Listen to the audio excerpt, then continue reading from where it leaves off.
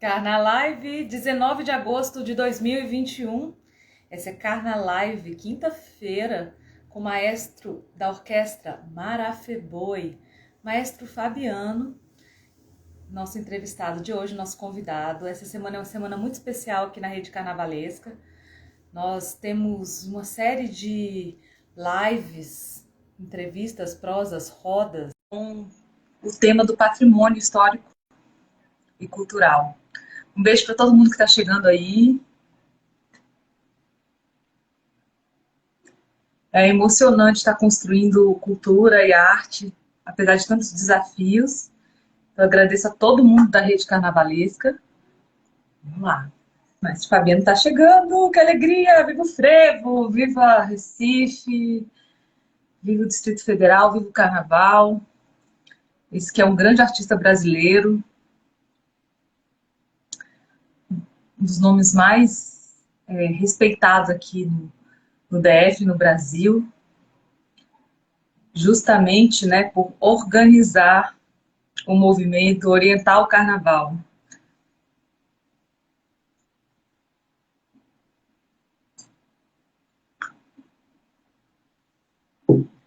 E a gente está assim, ó, o Instagram tá botando corda no nosso bloco, e a gente está tentando aqui.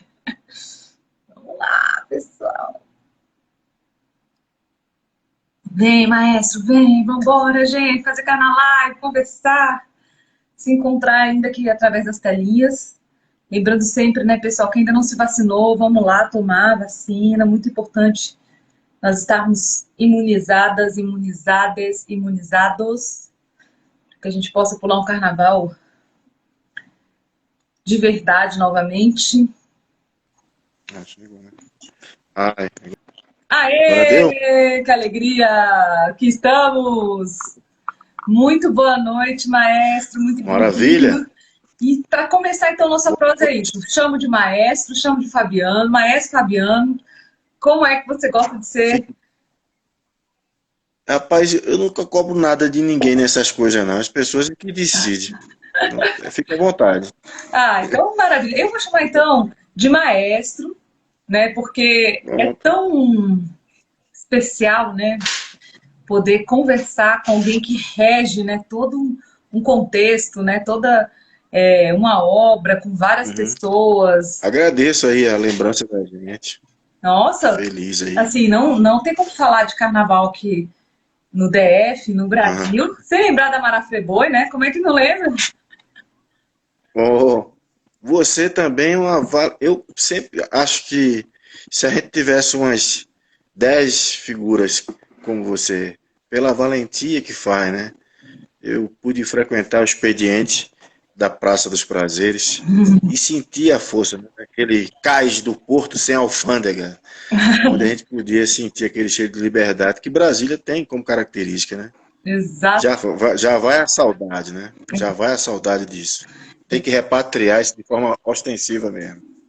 Olha, gente, para quem não conhece mais Fabiano, ele é pernambucano, né? Já tocou com vários nomes incríveis, Hermeto Pascoal, Mito de Holanda, Elomar, Xangai, né? Já fez um fervo transacional, internacional, é sem fronteira, é da nossa turma mesmo, sabe? É da nossa banda, a nossa banda é animada. E está aqui em Brasília, né? Já fazem alguns anos. E aqui em Brasília ele fundou a Orquestra Marafeboi, que é uma orquestra de frevo, Aham. né? Então conta pra gente um pouco da história da orquestra, Maestro. Ó, a gente conhece os músicos há muitos anos, né? Já havia necessidade. Você, de certa forma, sabe disso, né? Que Brasília, nos últimos 15 anos, houve um grande avanço no carnaval de rua. Eu estou aqui há praticamente 30 anos. Se você comparar 15 anos, os últimos 15 anos dos últimos 30, é um estrondo o avanço que teve de valentia do fulião e das troças carnavalescas que foram criadas, né? Então, vendo surgir isso, a gente fez parte, né? Fundamos alguns blocos, né? Tocamos nos primeiros desfiles. Então a orquestra nasce num momento de evolução mesmo do carnaval. A gente vinha de um processo de homogeneização do carnaval e de repente o carnaval virou essa diversidade que tomou esse rumo. A orquestra nasce no objetivo dos blocos de rua, no chão, sem aquela coisa, preocupação da sonorização, né? muito parecido com as orquestras do Brasil, mas especificamente a do Rio de Janeiro e a de Recife e Olinda, que era orquestra de sopro, de percussão. Então a gente com essa vontade começou a trabalhar. A orquestra tem como centro tonal, vamos dizer assim, principal, sua bandeira é o frevo, mas a gente toca autoral, maracatu, ciranda, coco, caboquinho, shot, cavalo marinho, samba, choro. Então a gente não tem essa. Até o Daí José também. Não tem essa de Chico Sainz. Então a orquestra ela tem uma preocupação de tocar música genuinamente brasileira. Isso a gente tem. Já tem muita gente fazendo jazz, já tem muita gente fazendo outras coisas. Então, a Marafreboi, com o próprio título Maracatu, Frevo e Bumba Meu Boi, o nome surge de 3 gêneros da cultura popular seculares, que é o maracatu, que tem umas variantes enormes em Pernambuco, né? Maracatu baque solto, maracatu baque virado, tem esse nome, maracatu de orquestra, maracatu rural e tal. Frevo, os 3 frevos que tem como padrão, frevo canção, frevo de bloco, frevo de rua. E o Bumba Meu Boi, que é uma variante que abrange todo o Nordeste, que no Norte é Bumba Meu Boi Bumbá, em Santa Catarina é boi de mamão, mas nos 9 estados do Brasil, Nordeste, melhor dizendo, é Bumba Meu Boi. Então a gente faz um trabalho de resistência, um trabalho de dedicação, de salvaguarda, em cima desses gêneros. Então essa é a nossa bandeira, né? Porque o sonho não é meu, é um sonho de quem cumpre comigo essa missão de valorizar a música brasileira, mas a música com cheiro, traço e cor do povo brasileiro. É por isso que a gente faz esse trabalho. Então surge isso. E a gente teve muitos aliados, né, ao longo dessa jornada. Muitos blocos. Aí, saudação aí pro menino da Ceilândia, que eu tô vendo entrar aí. Rapaz, o Sovaco da Asa.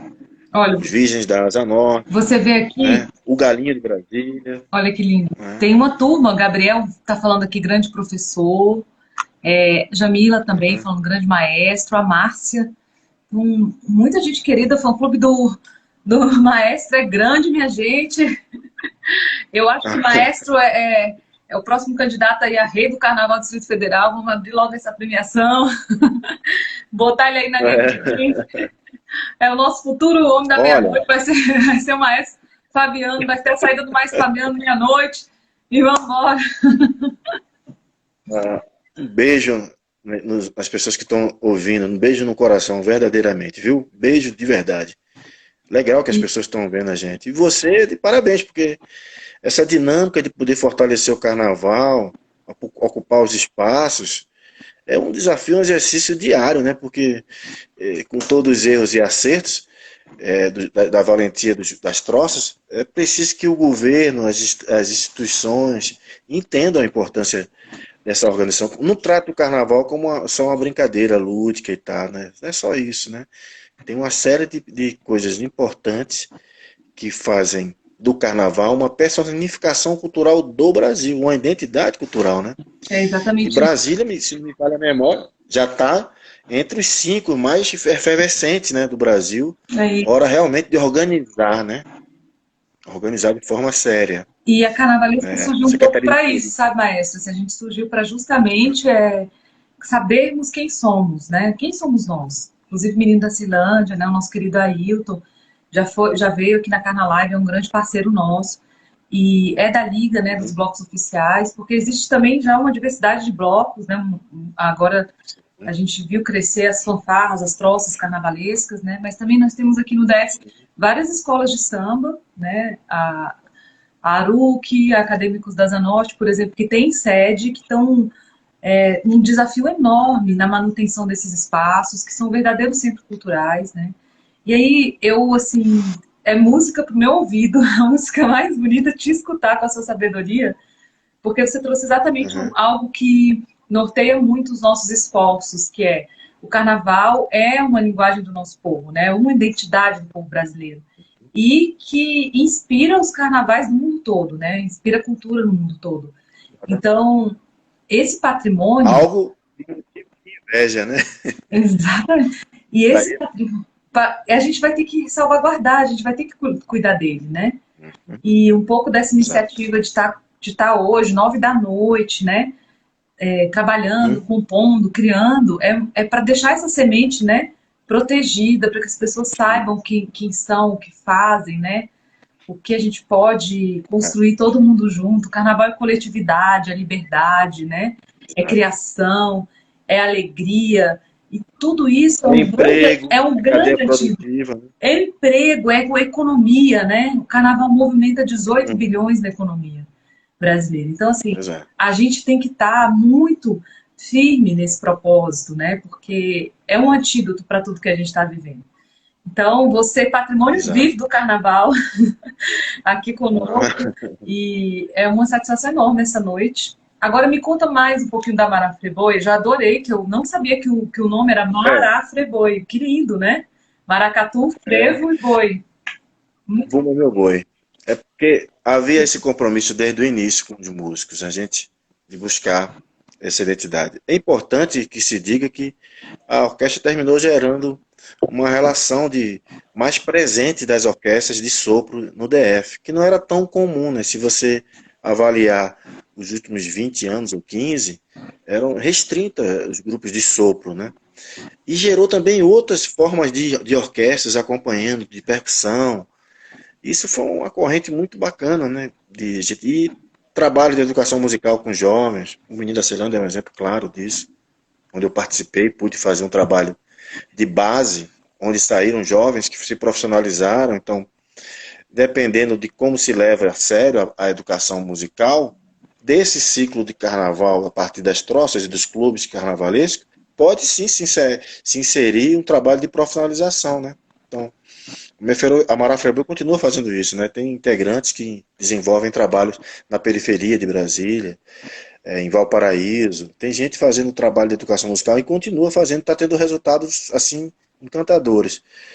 A gente acabou de gravar um DVD, né? Tá saindo com músicas autorais, basicamente muita música autoral, com gêneros diversos, né? Com música Coco na W3, Maracatu na Rodô, na Pisada da Sanfona. Então, um monte de música, mas com gêneros distintos, muito mais para trazer à luz essa diversidade que a Mara Friboi traz. Geralmente no espetáculo que a gente faz no Clube do Choro, que é uma casa que recebe muita gente, em função de um evento que a gente executa lá chamado Noites Pernambucanas, onde a gente traz os mestres de Recife, dialoga com eles e com os compositores daqui também. E nesse show a gente tem maior oportunidade de mostrar para o brasiliense que além de frevo a gente faz mais coisas, né? E isso é uma coisa que a orquestra tem desenvolvido bastante nesse tempo. Agora, nessa situação que está, espero que caminhe para a gente poder voltar efetivamente ao trabalho nosso. Não sei se vocês me ouvem claramente. Estão ouvindo tudo bem aí, né? Calma, Estão ouvindo bem? calma. E aí, todo mundo naquela. A gente fez um desafio imenso de ter gravado um DVD em plena pandemia. Isso foi gravado em novembro. Todo mundo muito assustado. Gravamos no Museu da Memória Viva do Candango para aproveitar o último lampejo da arquitetura de madeira, né? Já com a Instituto de salvaguardar essas imagens que pouco se conhece de Brasília.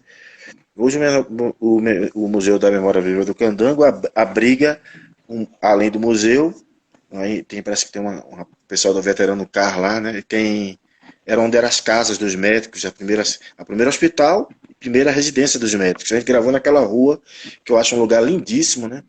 As casas muito coloridas, assim, muito forte e marcante, que ali você sente a força das pessoas que vieram lutar por Brasília. Parece que é um ambiente de muita energia ali. Quem tiver a oportunidade de visitar o Museu da Memória Viva do Candango vai entender isso que eu estou falando. Parece que você está alguém está te guiando ali, olha, isso aqui tem um lugar de força e que praticamente ele não é aproveitado.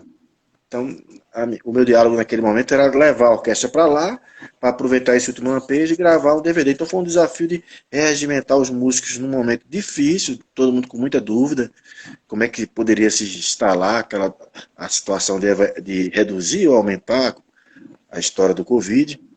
Mas por fim, por incrível que parível, como diz o poeta, não ninguém teve Covid, ninguém da equipe, né, pelo menos da orquestra, não apareceu Covid, né, 10 dias, 15 dias depois. Não apareceu, eu fiquei feliz. E a gente está muito perto de lançar esse DVD, que é um pouco da resistência dessas danças que eu apresentei para vocês há pouco falei, com a indumentária, né? Indumentária de caboclinho, indumentária de maracatu rural, Que maravilha. um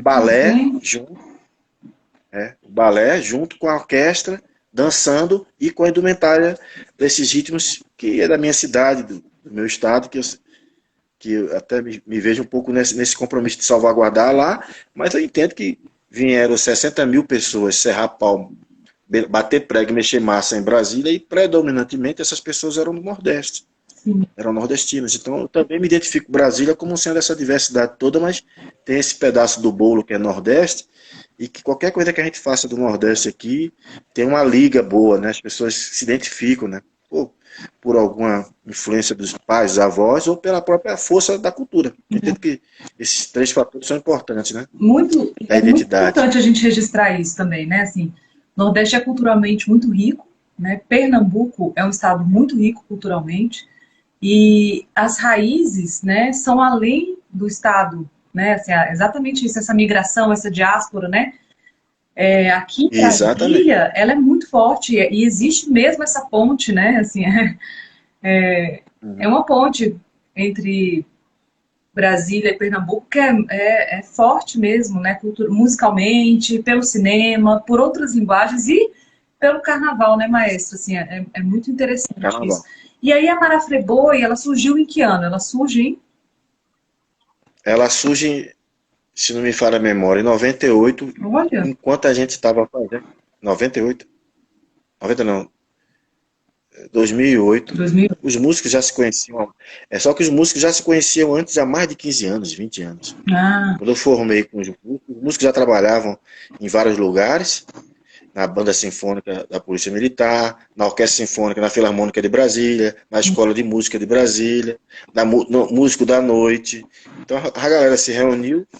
Nesse período a gente estava realizando um trabalho de educação musical dentro do Menino da Ceilândia, que era um projeto dirigido pelo Ponto de Cultura Menino da Ceilândia, e eu fui convocado para arregimentar a formação da orquestra. Nessa época, a gente instalou uma identidade muito bacana no Menino da Ceilândia, que é importante se dizer que há uma diferença entre marcha carnavalesca carioca, que são as marchinhas, e o frevo genuinamente pernambucano, que é uma música instrumental pura, com outra pegada, com outro tipo de escrita musical, assim, outra pressão, outro andamento. E quando a gente chegou no Menino da Ceilândia, a gente tentou trazer essa coisa de definir bem, né, pelo menos num processo de formação, na própria educação, buscar que os meninos, ao aprenderem música, já no próprio nascedouro do seu aprendizado com o instrumento, já começasse a tocar frevo. Primeiramente com os frevos mais simples, do Maestro Nunes, que é um cara que foi patrimônio material de Pernambuco. Tive a honra de ter acesso ao mestre por muito tempo. Sempre que ia a Recife também, depois que saí, o visitava. Um homem de tamanha beleza, assim, muito preocupado com a música também. Até morrer, estava trabalhando na área de educação musical. Então lá no Menino do Ceilândia, esse grupo se fortaleceu também, junto com eles, e seguiu também de referência para os meninos que estavam aprendendo música. Porque lá eles tinham grandes músicos tocando o seu instrumento, no saxofone, no trombone, no trompete. Pessoas que hoje estão em todo... Tem muita gente da Marafreboi que está fazendo trabalho, outros em blocos. Né? Tem Dorá, tem Valmir. Você encontra músico da Marafreboi nos blocos.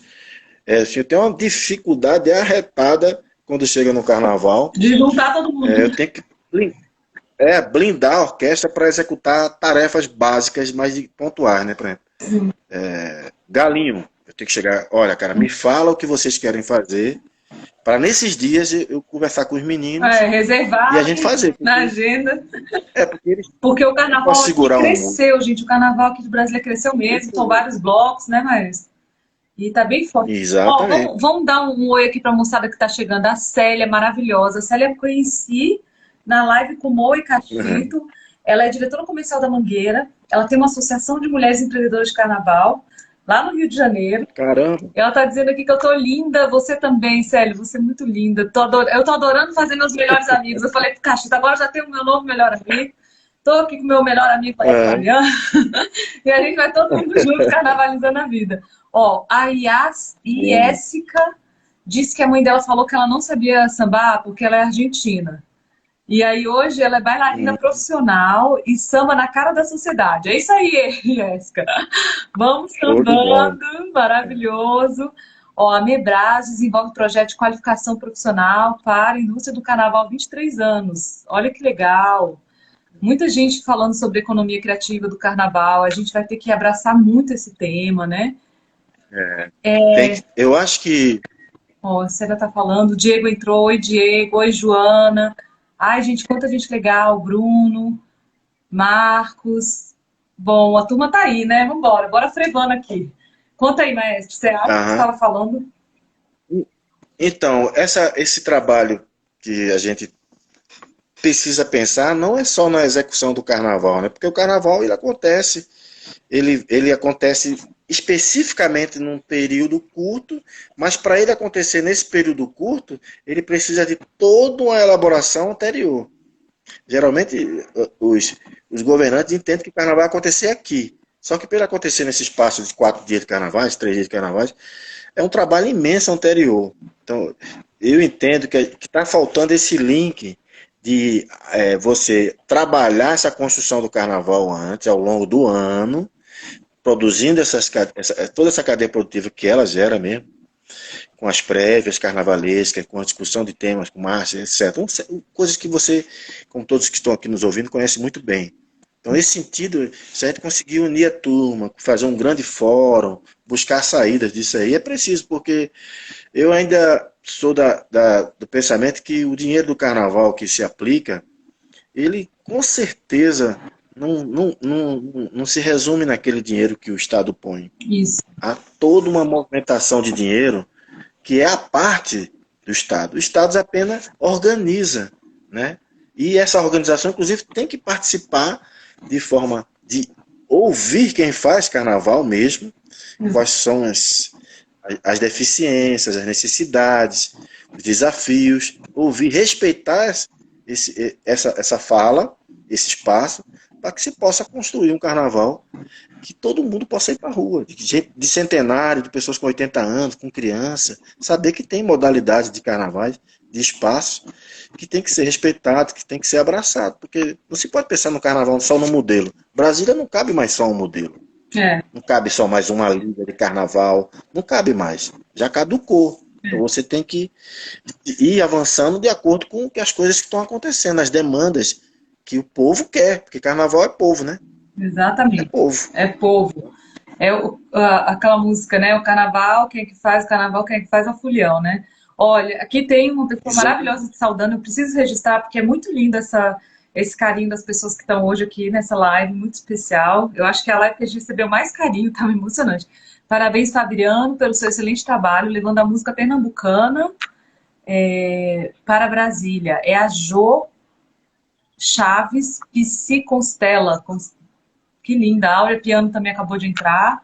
Pessoal, a gente está muito feliz de estar Ah, todo mundo aqui, no frevo, mas, trocando ideia mesmo, né? Assim, apesar de a gente estar precisando ficar isolado né, das outras pessoas, isoladas, isolados, todo mundo na sua casa.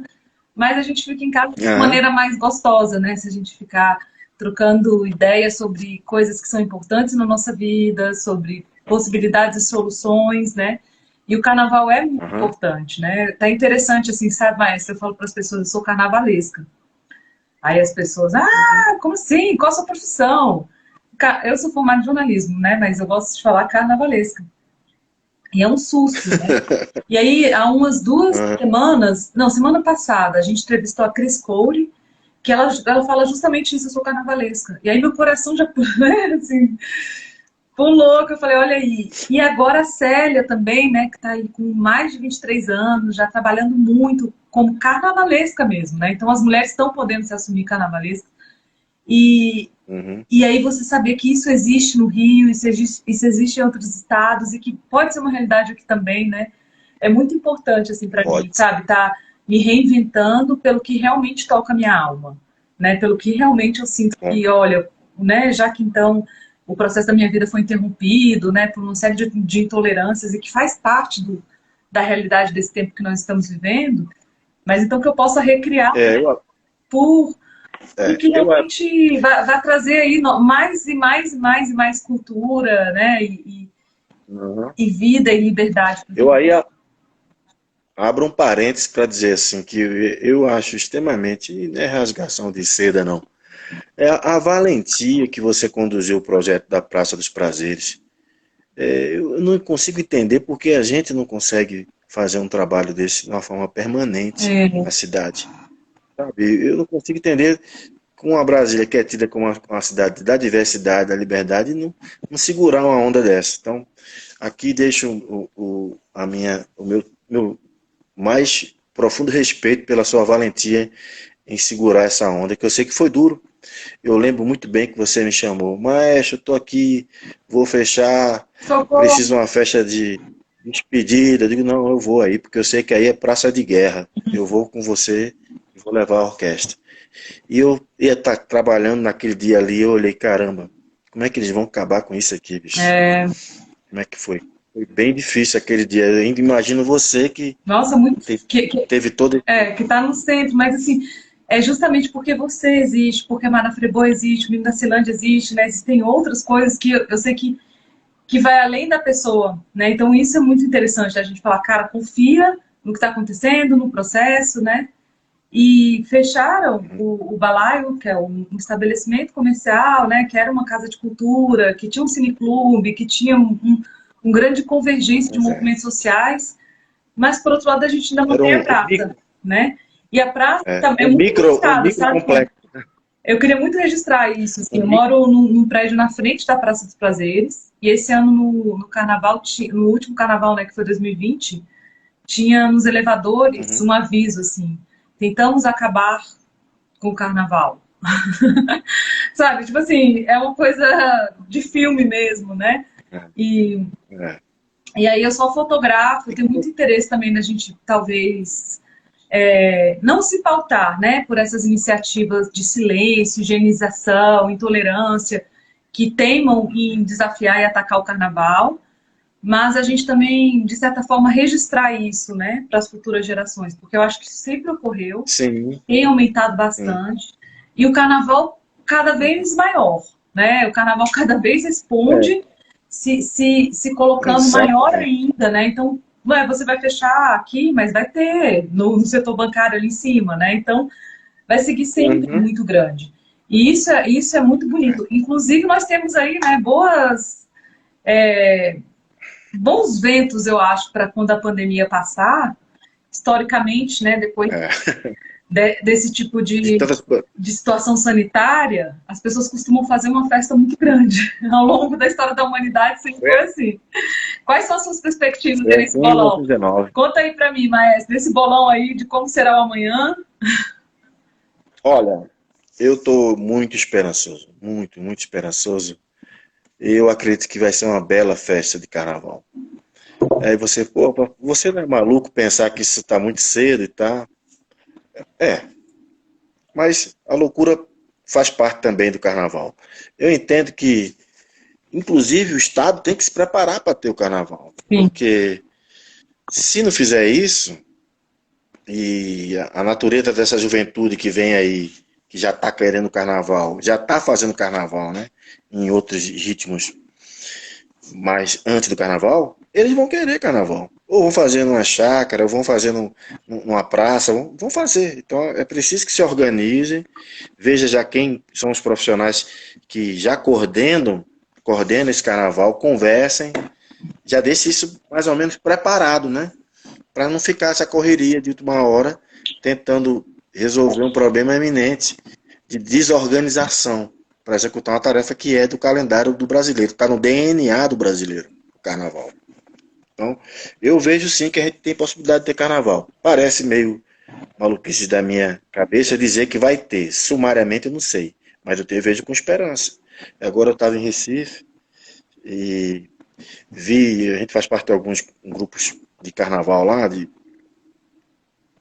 preservação de salvaguarda, e há uma ala muito forte de querer que tenha o carnaval. Isso é uma ala, assim, desse grupo que a gente faz, que é Frevo, Meu Bem, por exemplo, eles, 50%, mais de 50% já estão pensando que vai ter o carnaval mesmo. E lá o poder público, inclusive, já está tentando se organizar com a agenda numa eminência de ter a festa de rua, porque isso gera recursos, divisa para o Estado.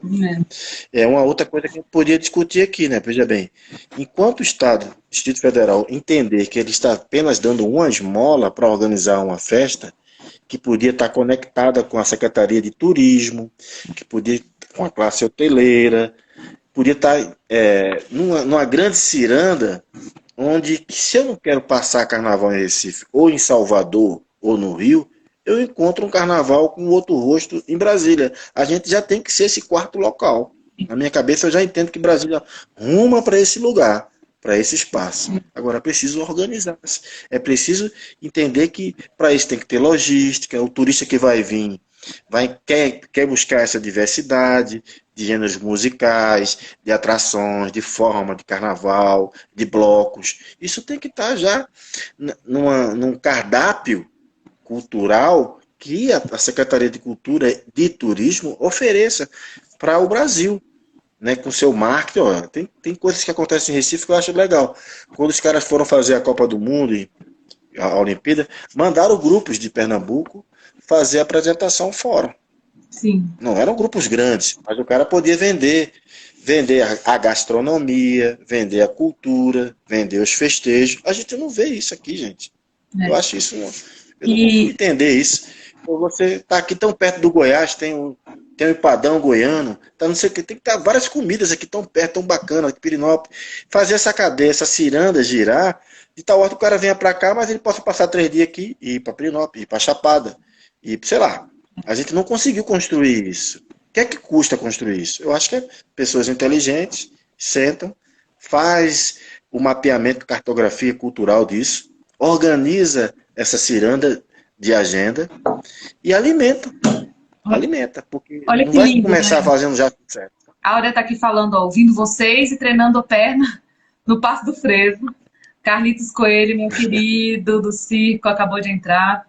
Sabe isso que você está falando? Tem umas coisas que para mim são muito importantes da gente compartilhar e sempre é muito bom te escutar e trocar contigo, né? Então eu queria trocar umas coisas. Eu acho assim, ó, por exemplo, a gente 2021 agora, a gente viveu uma situação aqui que foi um cancelamento do carnaval sem nenhum diálogo. Enquanto os outros estados, eles agiram diferente. Eles estão, nesse momento agora, fazendo eventos online, tem vários seminários acontecendo, né?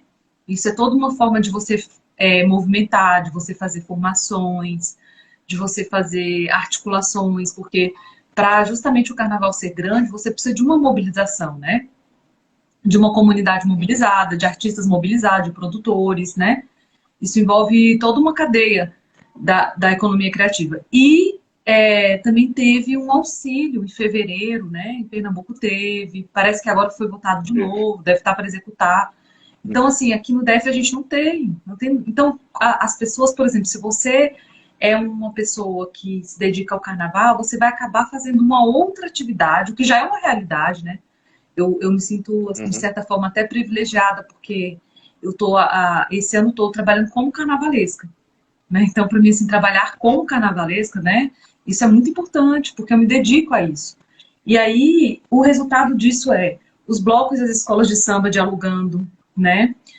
O centro e as cidades dialogando, sabe? Assim, toda uma série de articulações que realmente você vê que você precisa parar para compreender, né?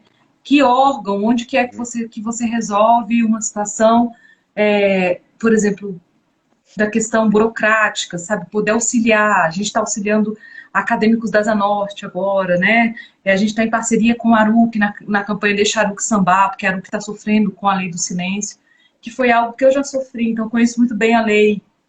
E aí eu posso auxiliar, né? Ao mesmo tempo, o Noah, que foi presidente da ARUC muitos anos, o Rafael, que é presidente atual, é historiador, o Moa é um historiador orgânico, e eles têm muita informação sobre patrimônio. Então, assim, a gente está podendo deixar tudo isso para as pessoas, né? E falarmos muito sobre isso, assim, sobre como que foi o carnaval, quem são os personagens, né? Para onde a gente quer ir. Agora, por exemplo, a gente perdeu esse ano, né? O presidente do Pacotão, Joca Pavarotti, foi uma perda muito grande para a cidade. O que representa o Pacotão para a cidade, né, maestro? Para quem não sabe, gente, o Pacotão é um bloco libertário, assim, anárquico, contra toda forma de governo. e que resiste desde a década de 60. Então, o pacotão... Esse pacotão, eu abro um parênteses para falar. Eu acho, vocês, não sei, pode ter muita gente jovem que não entenda a importância do pacotão. Eu já encontrei em loja de vinil, disco vinil do pacotão, Olha as aí. marchinhas deles. Para você ter dimensão do que foi o pacotão. Foi não, mas eu digo assim, era necessário uma reengenharia no pacotão para a meninada entender. Independente de governo, estou acompanhando o pacotão já faz tempo. Independente de governo, se o governo ainda colocar dinheiro, os caras ainda vão achar uma brecha de algum equívoco ou falha do governo e vão falar. Porque é o espaço, o bloco nasceu no meio de jornalistas, né? É, Então, isso é muito legal porque eles estão sobrevivendo. Estão andando. Eu tenho maior é, alegria e respeito o bloco nesse sentido. Então, a minha saudação para os diretores e meus pesos ao grande Zé Pavarotti, né, que é uma figura animadíssima e muito empolgada com o bloco. Né? E você falou muito bem, realmente vai fazer uma falta, né, porque está ligado à história. Esses blocos realmente precisam de uma ressignificação e um apoio maior. E uma dimensão da juventude que está chegando, entender o que significou esse bloco para uma cidade jovem que estava começando e ter um carnaval com essa pegada dentro do universo de uma ditadura instalada na época. Então, exatamente. um bloco sair sobre uma luz, sobre um ambiente desse, é extremamente libertário e vamos dizer assim, no sentido de resistência e valentia incomparável, né? Por isso que a grandeza do pacotão tem que ser respeitada. Acho que o pacotão já tem que ser tombado como patrimônio material da cidade. Merecia, merece. Não sei se já fizeram esse encaminhamento, mas muito mais para salvaguardar do futuro, né? Porque ninguém sabe ao certo. Sai uma liderança, morre. Quem vai ficar à frente do bloco? Quem são as pessoas? Exa Tem a mesma pegada? Tem o mesmo exatamente. compromisso? Né? E assim, né, maestro, pela contramão da W3, né? Pelo direito de andar na contramão, né? Pelo direito da Uhum. contravenção, né? Da rebeldia. E é muito interessante ver essa geração ainda nativa, né? E se dispondo a debater, a construir. Então, assim, esses anos, apesar da gente não estar tendo carnaval de rua, podem ser anos de muita formação também, né? Uhum. Justamente sobre isso, né? Sobre tudo que o carnaval envolve. Você trouxe uma coisa muito interessante agora há pouco, que é sobre, por exemplo, a gastronomia, né? A gente está nessa semana, que é a Semana do Patrimônio, e tem alguns modos, né, de se fazer a comida que são tombados também como patrimônio, né? E aí a gente estava falando outro dia lá com o pessoal da Acadêmico sobre a feijoada. Eu falei, gente, a feijoada é uma coisa tão patrimônio cultural. E fiquei pensando nisso, assim, sabe? Então tem uma série de ações e de urgências e necessidades, isso requer trabalho, né? E é legítimo trabalhar com isso, né? Não é piada, Isso. não é feio, né? Que nem os próprios artistas de rua vivem muito, né? Os músicos também, de certa forma, né? A gente é muito questionado pela sociedade, né? Como alguém que enfim, vai perder a vida e justamente pelo contrário, né? Assim, é uma sina, Uhum. é um caminho e é um É. caminho que tem muito sentido se você tiver um compromisso realmente, né, com o nosso povo, assim. Eu vi aqui entrando o Romildo, que é do nosso galinho, querido Romildo, né? Salve a presença, Uhum. maravilhoso. Aliás, assim, tô super querendo entrevistar o povo do galinho também, porque se a gente for falar de patrimônio, tem que entrevistar o galinho, né, gente? Que é um bloco, assim, que é muito patrimônio da É. cidade, né, maestro? Vocês já tocaram com galinho, com Bom, o certeza, né, Galinho, maestro? a gente tem, nos últimos 5 ou 6 anos, feito carnaval com Galinho. Isso muito me honra, porque o Galinho, do ponto de vista do frevo, é o grande representante do frevo aqui, dentro do carnaval, efetivamente. No sábado, Zé Pereira, e na segunda-feira. E no pré-carnaval, o Sovaco da Asa. Esses dois blocos em especial, porque reúne multidões, ouvindo o frevo do início ao fim. Então, é uma representação cultural que deveria ter grande respeito do Estado, em respeitar seu percurso, o seu nascedouro, ouvir mais os seus diretores, né, organizar o carnaval no sentido de apoiar, tanto na estrutura, como recurso dos artistas. É uma coisa que, às vezes, a gente fica. Eu vejo os meninos sofrendo, rapaz. O diretor me ligando de última hora, maestro. Eu não tô, eu tô segurando a agenda da orquestra, Romildo. Veja isso aí, tá? Aquela coisa toda. E o Romildo num aperreio danado, junto com os seus diretores, atrás de última hora, tentar ainda arrumar recurso. Isso não pode acontecer. Um bloco que põe 100.000 pessoas na rua, atrás dele, isso é de uma riqueza extraordinária. E, Então eles e, não. e eu queria Eles muito estão. registrar, primeiro, olha só, o Romildo está falando aqui com a gente, parabéns pelo trabalho que vem sendo desenvolvido para mostrar a força, resistência e sobrevivência do nosso carnaval. Salve, Romildo, eu tenho muita gratidão, assim, porque já tive nas trincheiras lado a lado com o Romildo, assim, né, infelizmente, embate com o poder público sobre o entendimento de carnaval, e viu esse nosso grande camarada ser extremamente marginalizado e criminalizado, né, que é o lugar onde colocam as pessoas como nós. E é muito lindo, né, ver o galinho resistir. Então, para que as pessoas saibam, né, que quando a Praça dos Prazeres liga o som, quando o galinho desfila na rua, gente, isso tem uma luta de madrugadas e madrugadas e madrugadas, e muita perseguição, empobrecimento e sabe, endividamento das pessoas ano após ano. Então tem muita luta nisso, né? E para convidar todo mundo a participar desse debate, né, fortalecer, somar, tem muita coisa para ser feita. E engraçado, sabe, queria também registrar que essa semana foi uma semana assim que muitas pessoas se colocaram para ser voluntárias aqui na Carnavalesca. E eu achei super divertido, porque eu nunca tinha pensado nisso, que eu tô assim enlouquecendo de tanta coisa que gostaria de fazer. Uma justamente é essa, por exemplo, tem uma área para a gente divulgar o DVD da Marafreboi, né, maestro? Tem muito trabalho Bom, para ser feito. E nós somos uma equipe pequena, né?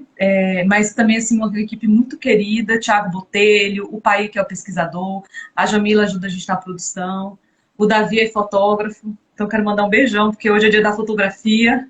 A Jamila, na verdade, é atriz, então também um beijão para ela. E essa turma também a gente trabalha pra caramba, cara. A gente tava falando, meu Deus, estamos trabalhando muito. E é uma satisfação, né? Então, compor tudo isso. E isso, né? São várias gerações juntas já, né? É muito interessante a gente pensar também, né, maestro? Que assim, a cidade fez 60 anos, né?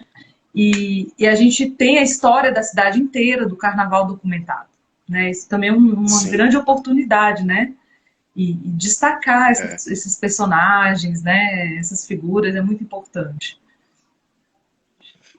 Talvez esse seja um compromisso de quem pode escrever essa história do carnaval, que tem muito material para se escrever, desde da liga tradicional aos carnavais que aconteceram na W3 na década de 60.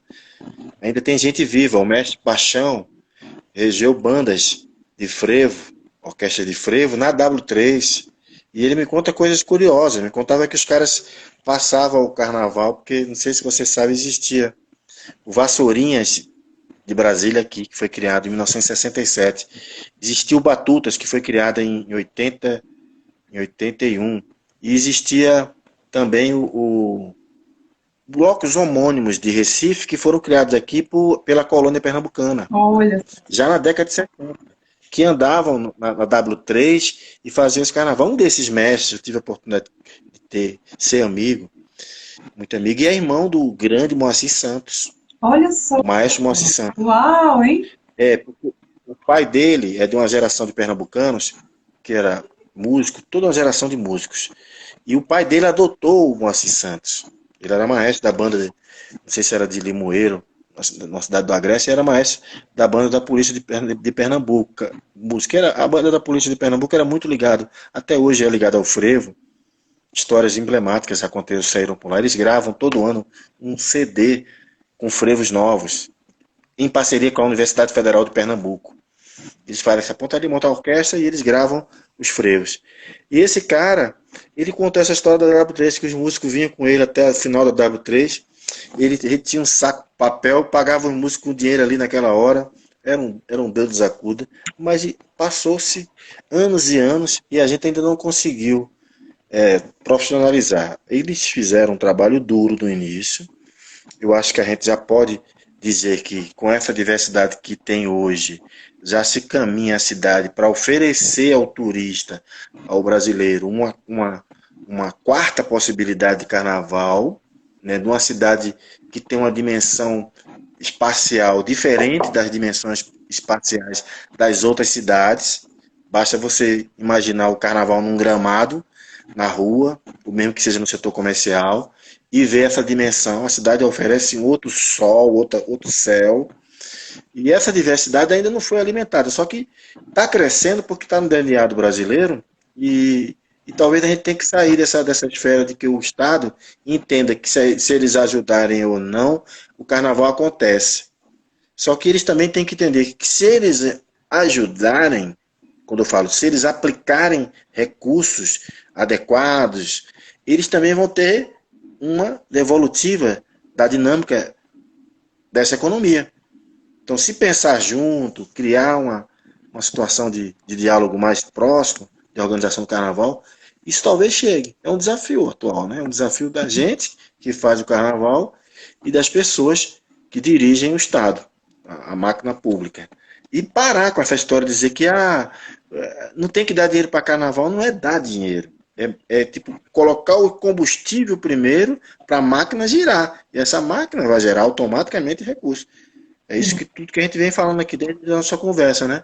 Se tem uma classe hoteleira que tem um fluxo gigantesco no carnaval, deve se explicar isso. Por que está acontecendo isso? Com certeza. E E aí o carnaval você avançou. pensa, né? Muita gente veio, teve um aumento muito grande do turismo no carnaval aqui em Brasília, porque é um carnaval que ainda não é tão grande. Então, assim, as pessoas querem ficar tranquilos e você ainda visita a Sim. capital e depois tem essa possibilidade, né, de conhecer a Chapada, como a gente falou e tudo. E isso Essas conexões não estão feitas. essa é uma conexão. E outra coisa que eu acho interessante de pensar, sabe, Maestro, também, é que existe uma outra linguagem, por exemplo, o cinema. Né? O cinema tem uma agência nacional de cinema, né? Tem um incentivo enorme, movimenta 19 bilhões na economia. O carnaval movimenta quase o mesmo tanto. E a gente não tem nem Pois quer é. uma secretaria, nem, sabe, se a gente não consegue criar. Eu me lembro, inclusive, há muito pouco tempo atrás, assim, a gente já estava fazendo carnaval e o máximo que teve foi um Tá aí uma boa ideia, viu? o máximo que teve foi um post, assim, na página do Ministério da Cultura, na época, assim, falando, chegou o carnaval. Cara, cadê o debate? Cadê, né? Então a gente começou a organizar enquanto sociedade civil. Em 2018 a gente fez um debate sobre carnaval enquanto patrimônio. A gente segue um pouco essa semana debatendo esse tema. Esse tema é muito importante para a gente, né? Porque a gente tem salvaguardado o frevo, o samba de roda, né? Tem algumas manifestações que são salvaguardadas, tem alguns territórios que são salvaguardados, mas o carnaval em si ainda continua muito desprotegido, né? Todo ano a gente desfila sobre imensa violência institucional, policial, né? Psíquica, da sociedade, às vezes, dessa ala mais de intolerância ou, né, de fanatismo religioso. A gente viu agora esse ano teve uma publicação do ministro do Turismo colocando o carnaval como algo do demônio, né? Assim, era uma coisa pegou uma foto. Então, assim, essas coisas, a gente precisa de uma educação sobre o que está sendo gerido, Isso. sobre o que são, né, essas manifestações. Então, a gente está realmente numa situação de muita disputa, né? Por outro lado, tem tido muitas agremiações, associações, fortalecimentos, né? A própria FENA Samba, que eu entrevistei anteontem, são 66 ligas representando mais de 800 escolas de samba. E eles imaginam que no Brasil eles estimam que no Brasil tenham 2.000 escolas de samba. E aí, na mesma noite, Martinho da Vila está no Roda Viva e tem que responder que não tem milícia no carnaval, sabe? Então, assim, é muito forte isso, né? Assim, como que a gente está ainda numa disputa de imaginário sobre essas manifestações, né? Que são afro, de matriz africana, né? Como o carnaval, né? De periferia. Então, assim, é uma criminalização constante, né, maestro? Eu tenho visto isso também, acompanho. Eu acho até vergonhoso falar sobre isso, porque quando você não consegue identificar esse traço, esse cheiro, essa cor do brasileiro pelo carnaval, e isso não se dá de agora, né? Se você for olhar um pouquinho o livro de história, esse traço já existe há muitos e muitos anos, que é um motivo da gente ter orgulho de existir esse carnaval, com essa diversidade que o Brasil tem, que só o Brasil tem nesse porte de diversidade. Tanto que, se você olhar o fluxo de turismo, só para a gente ter um termômetro, nesse período do carnaval no Brasil, é uma coisa que em nenhum outro período fora do ciclo carnavalesco se compara. Nem no junino, nem no natalino. É carnaval. No carnaval parece que todo mundo quer vir para cá. Então as empresas aéreas ganham dinheiro, alugar de carro, hotel, e ainda a gente tem que se justificar, dizer que tem que estar se preocupando com a ideia dessa tola e dizer que carnaval é diabólico.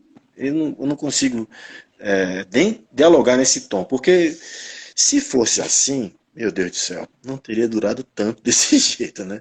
E se você é religioso, eu peço licença para os religiosos aí. Se você é religioso, faça o seu retiro. Vá para o seu retiro, vá para a sua chácara, vá curtir o retiro e deixe isso que você está chamando de diabo para quem gosta de fazer visita a essa herança, essa ancestralidade da matriz africana e de todo o nosso liquidificador ligado, que é a cultura brasileira, se manifestar, pô. Isso não tem que ter mais isso. Eu acho que é como a gente estiver recuando um século para discutir isso. O corpo, que a polícia tem que bater porque não pode ficar e tal. Não é mais isso. O Brasil, quando você foi vender Copa do Mundo e foi vender Olimpíada, eles sabiam que podiam ter carnaval fora de época aqui e vieram. E vem, então não há mais como desassociar a cultura brasileira do carnaval. Não tem como fazer isso. Isso é um pedido impossível de acontecer. Não há como acontecer. Então eu acho que essa intolerância é de quem não sabe coexistir. Né? Coexistir respeitosamente. Eu respeito você, vá para a sua igreja, vá para o seu culto, não é problema. Eu tenho muitos amigos que têm um vínculo com a religiosidade, mas não há de se misturar esses assuntos. Né? Eu sou uma pessoa extremamente religiosa e tenho profundo amor pelo carnaval, então aí. Amai-vos uns aos outros, né? Já dizia o nosso grande mestre. Então, olha só, maestro do meu coração, do meu fervo, do meu carnaval. Aquela hora chata, né? A gente está chegando ao final. E aí eu queria perguntar para você se você tem alguma memória de carnaval, assim, que te marcou muito, algo que você falou, caramba, que é inesquecível para mim. Aconteceram algumas, né? Mas tem uma que a gente fez a primeira vez que se tirou o sovaco do Cruzeiro e a gente foi fazer um desfile com o sovaco no complexo da Funarte. Era a primeira vez porque o sovaco criou uma identidade de pré-carnaval, né? É um bloco pré-carnaval. É a agenda que a gente defende, desde o pré-carnaval ao pós-carnaval também, sábado, quarta-feira de cinza, quinta, sexta, sábado, domingo, depois do carnaval, para fechar a cidade com chave de ouro. Aí essa experiência foi com o sovaco. E aí começou a chover, cara, mas choveu tanto, que a água estava dando na canela, no gramado, pra você ter ideia. E aí os diretores, e aí, maestro? Eu digo, não, estamos prontos, vamos embora. E aí quando a gente foi para sair da lama, entrar no desfile, alguns fotógrafos fizeram fotos fantásticas e compararam aquela lama, aquela chuva com água e tal, ao Woodstock, né? Porque era tanta gente dentro d'água, com água na canela, que depois eu vi as imagens circulando e aquilo me arrebatou. Rapaz, como é que pode? O povo não abriu mão do carnaval, debaixo de chuva, do jeito que estava, e aconteceu. E a outra foi no Galinho, que a gente, para falar dessa organização do governo, a gente com a orquestra em cima do trio elétrico, no pré-carnaval, na agenda do Estado, dizendo que aquele dia era o dia de sair o carnaval, e a gente estava com a orquestra em cima, aguardando uma hora para chegar aquela carta de liberação, o alvará. Tu acredita nisso? Então, aquilo me deu uma agonia, porque tipo, como é que o Estado organiza o carnaval, a abertura do carnaval, sai no jornal, põe na agenda dele, E a gente está aqui em cima do telhado esperando o alvará para iniciar o carnaval. A gente ficou 1 hora. Então, isso foi um absurdo. Não aconteceu mais isso, né? Mas isso me ficou como uma coisa de desorganização, que não havia necessidade, porque tinha sido anunciado pela secretaria, tinha sido pelo governador e etc. Isso já tem muito mais de 10 anos. Ai, maravilha. Mas ela Então, é uma... essa realidade aí com relação aos alvarás, né? E tem uma coisa que o PH da Baratrona trouxe outro dia também que é interessante da gente pensar. Ele estava falando que acaba que assim, a gente tem um subsídio para colocar os blocos na rua, mas aí você só pode sair com um bloco, sei lá, 7 da noite, depois 10 horas acabou. Então, assim, 10 horas acabou o carnaval inteiro na cidade, né? Ou tem um toque de recolher, que é 1 hora para dispersar. Então, acaba que, assim, a gente precisa muito desse debate o quanto antes com o poder público, para que a gente consiga né, entender e compreender como que esse carnaval da capital federal, né, com tanto brilho, com tanta gente já envolvida, a gente possa fazer com que ele seja o máximo fortalecido. E isso é previsto num decreto de lei, que é o 38019 de 2017, que veio para regulamentar a lei de carnaval, que é de 2011.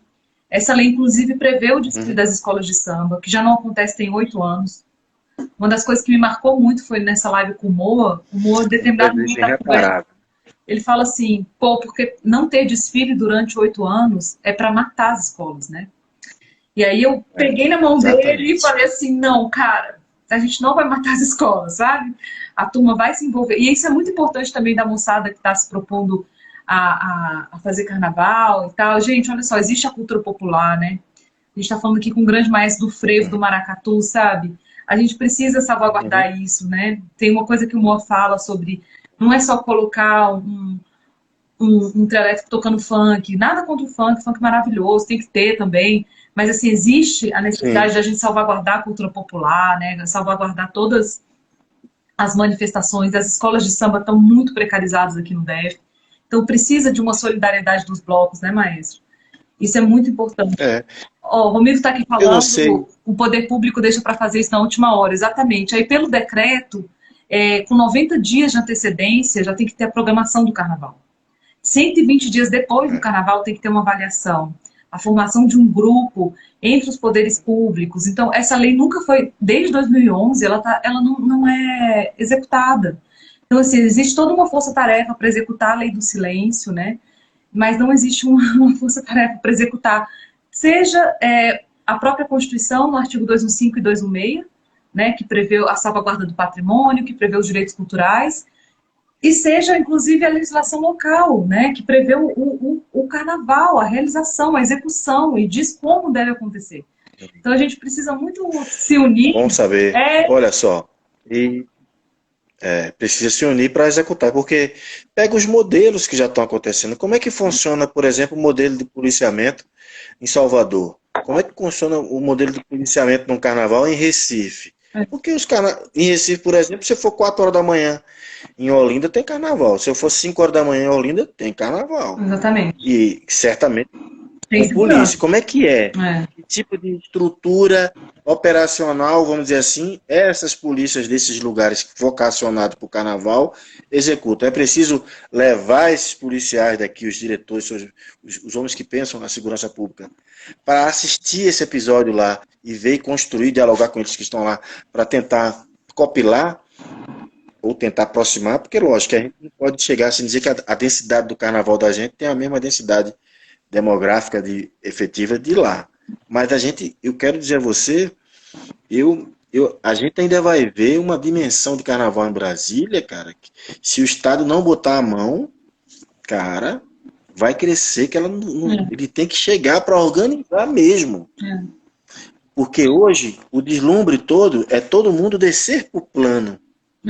Mas, repare, quando todas as cidades satélites gerenciarem o seu carnaval, isso vai ficar de um jeito que vai ter que ser pensado nesses elementos que a gente acaba de falar, como a segurança pública, as organizações, as ligas, os diálogos culturais de todas essas instituições que estão diretamente envolvidas com a cadeia produtiva do carnaval. Exatamente. Se deixar passar por muito tempo, a gente não vai chegar. Porque tem uma coisa, sabe, mas também nos debates que a gente percebe, principalmente com essas entidades mais reacionárias da sociedade, elas falam muito que não querem ver os pobres aqui no plano piloto e tal. Isso é muito sério, né? Então, se ao mesmo tempo a gente garantir isso, garantir sim que as pessoas tenham direito ao ir e vir, por onde elas bem entenderem, e garantir também que o carnaval que acontece na cidade seja fortalecido, né? Não pelo higienismo, né? Mas pela autonomia e pela força que as cidades têm, né? Os territórios culturais, que a gente sabe que tem muitos e que estão fortalecidos e que são de carnaval, né? As escolas de samba, são 21 escolas de samba, só uma está aqui, né? Então, assim, tem muitas escolas de samba, tem, por exemplo, Martinha do Coco fundou o primeiro bloco, né, do Paranoá, que é um bloco de coco. E tá lá o seu Júlio, né, em Planaltina, a gente sabe, o Menino da Ceilândia, a gente tem, né, a Betinha com a Sé Dudu, e por aí vai, né, Mamãe Itaguá, tem uma série de blocos que estão firmes e fortes, e que são blocos históricos, né, que tem em toda uma força. Então a gente precisa realmente, né, e outra coisa, o Romildo estava falando aqui, que tem esse gargalo também de que o Estado, o recurso que o Estado dá, muitas vezes ele vai todo para a segurança, a gente tem que pagar a segurança, sabe? Assim, um negócio, enfim, tem muitos desequilíbrios, muitas fragilidades, muitas coisas para que a gente possa superar. E eu queria mandar um beijo para o Paik também, que entrou aí, a Ana Pimenta. Ana, eu adoro você, a Ana tá aqui falando que ela sambou pra caramba naquela chuva lá, que caiu na lama, da lama ao caos, do caos à lama, né? E a gente não se engana, é pelo carnaval. As considerações finais, então, maestro, para a gente poder seguir para a próxima, que eu quero cair no frevo com o maestro agora, gente. Chega de papo. Eu quero botar a Marafreboi aqui e cair no frevo aqui em casa. Uma alegria. Uma saudação verdadeira aos homens que fazem as escolas de samba, homens e mulheres que fazem a escola de samba de Brasília. Eu tenho acompanhado a luta deles e esse falta de prestígio que a gente está deixando acontecer com os homens do samba e as mulheres do samba em Brasília. Que é uma pena, que é um ritmo maravilhoso, que é a alma do carnaval também. Então, isso me solidarizo com eles e tenho sentido na pele a ausência deles também no carnaval. Não é possível fazer um carnaval sem ter essas figuras importantíssimas do carnaval, que é o samba. Então, a eles me solidarizo e sou fã verdadeiro. São meus parceiros desse ciclo carnavalesco. A você, que acho que não preciso falar muita coisa, mas entendo que é uma das grandes figuras que enfrentam mesmo o debate, que vai para cima, e a gente precisa desse tom mesmo de trincheira, de guerrilha cultural mesmo. Eu falo guerrilha, não falo em arma, eu falo guerrilha de chegar aonde teremos que chegar para poder convencer que a importância do ciclo carnavalesco em Brasília. Aos músicos da minha orquestra, um abraço no coração de todos eles, as pessoas que acompanharam a gente aqui, a aniversariante do dia, a amiga Lorena, que é a produtora do Beco da Coruja, um beijo no coração dela. É maravilhosa, né? Queridíssima, um beijo para todas as queridas do Beco da Cultura, para a Lorena, que é uma rainha, né? Incrível. E é isso, fico muito feliz, um abraço aí no Romildo, que vem, é um grande parceiro, tem um carinho especial e sabe que nós somos da trincheira do frevo e posso contar com ele. E ele vem contando comigo também nessa. Ao casal Ayrton e Ayrton e a Nina, do Menino da Ceilândia, toda a meninada que está lá, um beijo no coração. E vamos em frente, né? Porque apenas estamos começando e eu sei que você vai arregimentar muito mais gente. Esse cordão ainda vai crescer mais e mais, para que na hora se for falar sobre música, sobre carnaval, possa se ouvir, dar-se ouvido a essas vozes que fazem, cada um à sua maneira, da sua maneira, o Carnaval de Brasília, que eu julgo ser um dos carnavais mais promissores do Brasil, porque você deu um bom aspecto. Eu não quero levar um carnaval que é uma multidão, eu quero ir para um bloco pequeno, eu quero ir para um bloco grande, eu quero... Essa diversidade é que faz Brasília ser essa figura promissora de um carnaval que, se organizado de forma legal, venha a dar grandes frutos. Então, eu estou confiante e esperançoso que aconteça isso mais rápido. E conto comigo, o velhinho aqui, para encarar essa guerra, tá? Beijo no coração. Muita gratidão, maestro, pela presença, pela sua disponibilidade, a sua lucidez, né, o seu caráter, o seu esforço, a sua iluminação, tudo que você oferta tá registrado, tá feito, né? A colheita há de ser farta. Ana tá lembrando aqui, ó, nós somos madeira de lei que cupim não rói. É isso aí, pessoal. Essa É foi a isso Carna aí. Live com o maestro Fabiano da Marafeboi. Tá feito, curtam bastante. Pode escutar como podcast, né? Tem várias memórias que ele trouxe, tem dados muito importantes. Então, para mim, é uma satisfação trabalhar com isso e trabalhar com esse ser maravilhoso aqui. Valeu demais, mas muita emoção. E, Romildo, você é Ah, o próximo, hein? Estou esperando você aqui, que o Romildo ainda não veio é, da entrevista dele. Um abração e a gente se vê nos beleza. carnavais, na rua. Vamos que vamos, junto com a Marafreboi. Viva a Exatamente. Marafreboi. E, ó, gente, vai sair aí o DVD da Marafreboi, hein? Todo mundo É, prepara as pernas, como diz a turma aí. Como diz a Jo. Um maravilha. abração. Tchau, tchau. Valeu, moçada. Amanhã tem Valeu, um mais abraço a com a todos. Conceição Freitas. Beijo, pessoal. Valeu.